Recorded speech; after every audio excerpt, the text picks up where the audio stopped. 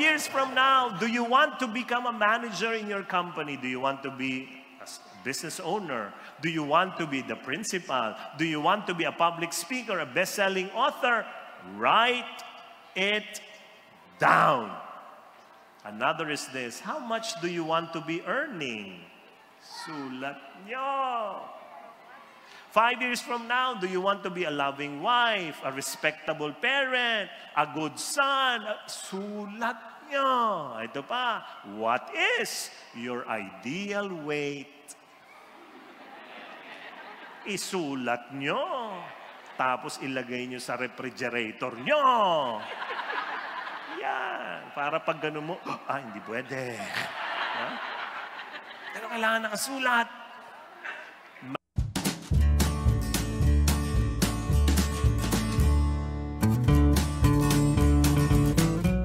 First, you need to elevate your vision of who you want to become. You need to create a picture of your future self. Sabi nga, future self. Anong nakikita mo bukas sa sarili mo? Ay, kailangan mo ngayon pa lang iniisip na yan. Stephen Covey said, begin with the end in mind. Sa mga nagpagawa sa inyo ng bahay, siguradong-sigurado ako, bago kayo nagpagawa ng bahay, sabihan yung architect, yung contractor, inisip nyo muna sa isip nyo, anong klaseng bahay ang gusto ko? Bago ninyo, hindi kayo ganito, magpapagawa ko ng bahay. Nung tinanong ko ng architect, anong klase ho? Ikaw nang bahala. No way. Alam nyo ako, I am so blessed because my house na talagang inipon at pinaghirapan, nung nagpa-renovate kami, giniba yung lumang bahay, tinayuan ng bahay, lahat ng gusto ko na ilagay. Gusto ko may veranda. Paglabas, kita ko lahat. Ganon. Tapos design siya. Tapos pinakita niya sa akin, yung veranda ho, ganyan. Nandyan ang isang kwarto. Okay. Tapos nakita ko yung katabing kwarto. May veranda rin. Alisin mo yung veranda dyan. Dito lang sa unang kwarto. Kasi ito ang kwarto ni Johan. Sa kabilang kwarto, kwarto ni Helene. Ayoko may veranda dyan. Baka may umakyat na manliligaw. Yung mga ganon. Talagang visualize mo na. Saan? Ang galing ng architect namin. Our architect actually is a feast builder now of Taguig. Ganito niya ginawa. Di lang siya nag-drawing. Nung sinabi namin yung gusto namin, dinala kami sa isang bakanting lote at naglagay siya ng mga sinulit na marker at sabi niya, ito yung plano mong bahay, pumasok ka. So pasok ako. Bakante yun ha. Ito, ganito kalaki ang kwarto mo. Lakad ako. Wow. Ayos. Tapos ito yung hallway. Lakad ka. Tapos may sinulid. Andito yung kwarto ni Johan. Makikita mo na. Pagkatapos, ito naman yung sa baba. Ganon. Kaya may mga pina-adjust kami. Bakit? Para maliit ito, ganon mo pa. So pati sa drawing, ang galing. But you have to picture it first. Now, kung ang bahay ay mahalaga sa iyo, dapat ang buhay mahalaga din. So what you need to do is to have a clear picture of who you want to become. What do you want to become in 5 years? Anong gusto nyo na ikaw 5 years from now? Last Wednesday, I gave a talk in Cebu. Ang kausap ko yung mga midwives. Konti lang sila, mga 3,500. Pagkatapos ng aking talk, they were buying my books, they were taking pictures. Tapos may isang grupo ng mga midwives. Lapit sa akin.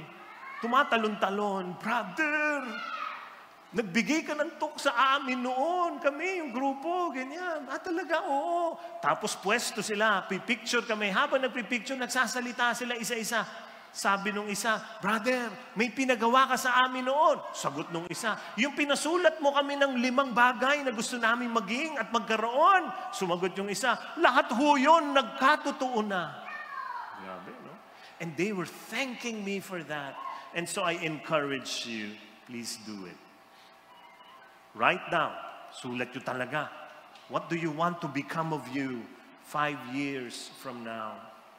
Naalala nyo yung mga contest ng mga bata? Di ba tinatanong sila, anong gusto mo paglaki mo? Doktor po. Ganyan. Doktor ng ano? Ng aso. Ganun. Bakit gusto mo maging doktor ng aso? Gagamutin ko po yung tatay ko. Ganun. Ano? Di ba? Yung isa tinanong, paglaki mo, anong gusto mo? Sagot niya, sana po, lumaki ako. Ganun. O ito pa, graduation ng mga bata.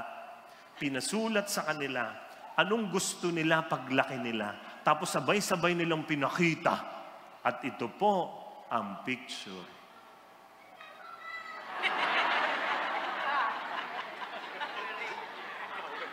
Yung iba, doktor. Siguro iba, engineer. Siya, Power Ranger.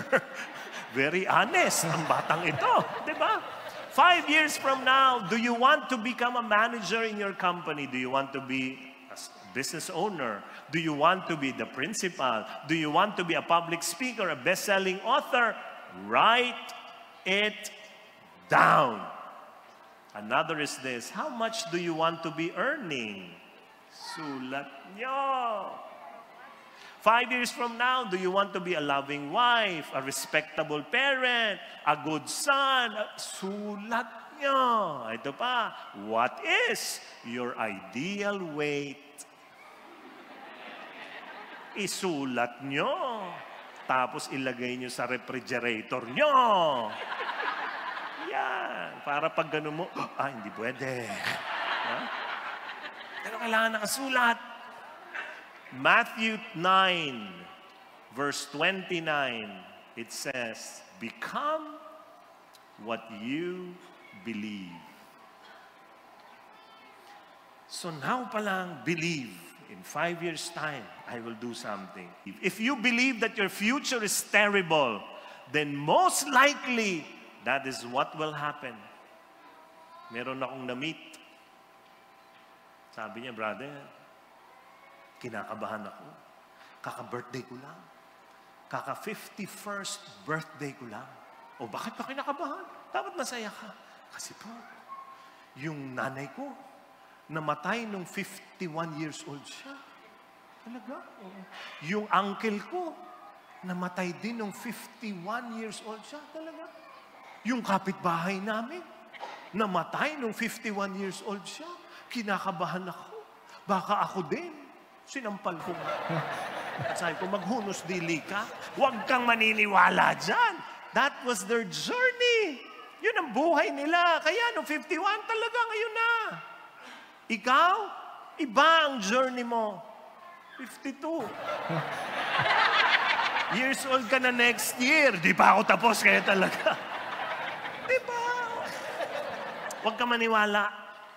What do you want to become in the future? Sabi niya, gusto ko healthy ako, makita ko pa yung mga apo ko lumalaki. Oh, then think about it. Believe in it. My dear friends, today, he is 61 years old.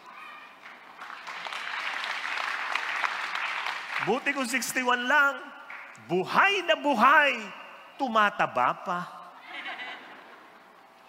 If you believe that your future will be beautiful, who wants here to have a beautiful future? Can you raise your hand? Yes.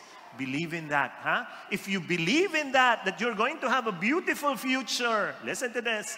You are opening yourself to more of God's blessing. Why? Because you decide how much you want God to bless you. Because the blessings, the miracles are all around you. Kukunin mo na lang.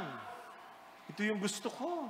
Ito yung gusto ko. Aayusin mo yung buhay mo para makuha mo ng mabuti. You decide how much you want God to bless you because God is a blesser. He wants to bless you. Ikaw ngayon nagdidesisyon kung anong kukunin mo.